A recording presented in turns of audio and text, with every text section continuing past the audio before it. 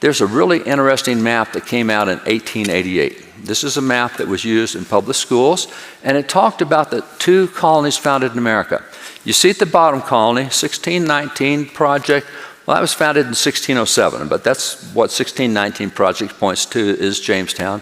And then 1620 is the Pilgrims.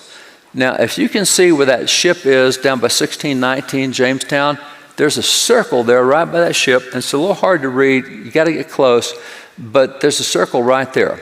And when you get close, if you can see what it says mammon. What is mammon? Money. This is a colony founded on money, economic colony. And look what came out of that colony.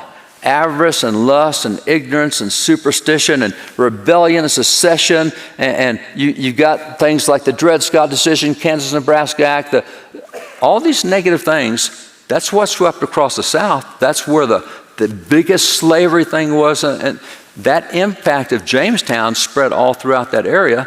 And it was not a biblical impact. It was a money impact.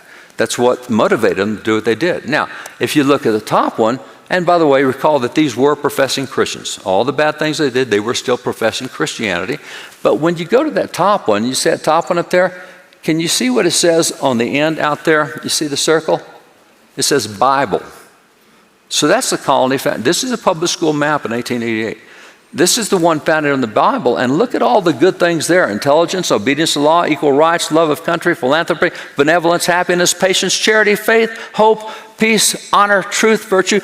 All that good, that's what swept across the nation. That's what characterized America, was what came out of the Pilgrims, not what came out of Jamestown. What came out of Jamestown is what characterized the 11 states in the South that became the Confederacy. What came out of the Bible is what characterized the rest of the nation that stopped that stuff.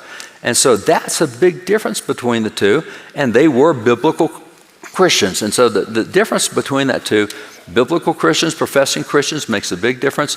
As you look at Jamestown, there's not a whole lot to be said positively about them. They were very elitist. They were very socialistic. They were pro-slavery. They were definitely big government, and they were very group conscious. That's the way progressives are.